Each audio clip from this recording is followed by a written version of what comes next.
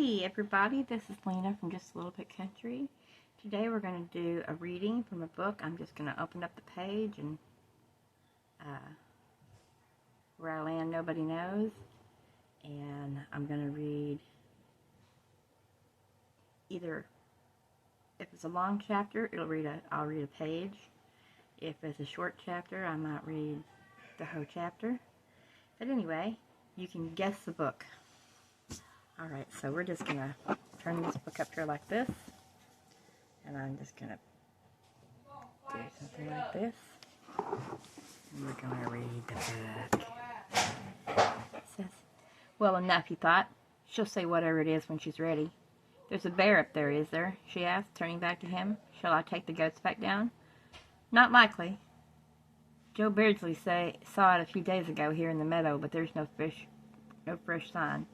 Jenny thought that over for a moment, then sat down on a lynchioned rock, spreading her skirts out neatly. The goats had gone back to their grazing, and she raised her face to the sun, closing her eyes. "Only a fool would hunt a bear alone," she said, her eyes still closed. "Claire told me that last week." "Did she?" he said dryly. "Did she tell you the first time I killed a bear? I did it alone, with my dirk, and she hit me in the head with a fish whilst I was doing it." She opened her eyes and gave him a look. "She didn't say a fool can't be lucky," she pointed out. "And if you didn't have the luck of the devil himself, you'd have been dead 6 times over by now." "6?" he frowned, disturbed, and her brow lifted in surprise. "I wasn't really counting," she said. "It was only a guess. What is it?" "A Gerda?" That casual "oh, love" caught him unexpectedly in a tender place, and he coughed to hide it. "Nothing," he said, shrugging. "Only when I was young in Paris, a fortune-teller told me I'd die 9 times before my death." "Do you think I should count the fever after Leary shot me?" She shook her head definitely. "Yeah? Awesome!" My baby's gonna make me some coffee. Yay me. "Nay, you wouldn't have died even had Claire not come back with her wee needle. You would have got up and gone after her within a day or two."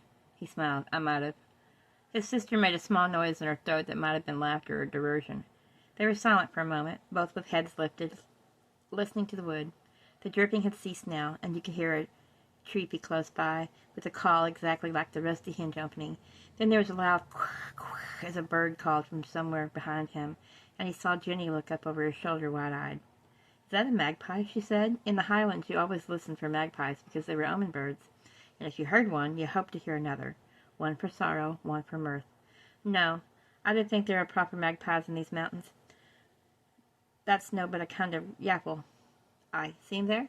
He nodded, and she looked over his shoulder to the grayish bird with a scarlet slash at its throat, clinging to a swaying pine branch, a beady eye fixed on the ground. Jenny relaxed and drew breath, and taking up the conversation where she left it, asked, "Did you hold it against me that I made you marry Larry?" He gave her a look. "What makes you think you could have made me do anything?" "I didn't want to." "You wee fuss budget." "What the devil's a fuss budget?" she demanded, frowning up at him. "A bag of nonsense, so far as I can tell," he admitted. "Jimmy calls Mandy that." A sudden dimple appeared near Jenny's mouth, but she didn't actually laugh. "Aye," she said. "You ken what I mean." "I do," he said, "and I don't. Hold it against you, I mean. She didn't actually kill me, after all." One of the goats squatted a few feet away and let fall a dainty shower of neat black pellets. They steamed briefly, and he caught the oddly pleasant warm scent for an instant before it vanished in the chill. "I wonder how it is goats are so neat about it," Jenny said, watching too. "Compared with coos, I mean." "Ah, you want to be asking Claire about that," he told her. "If it's a matter of innards, she kens nearly as much as God about it."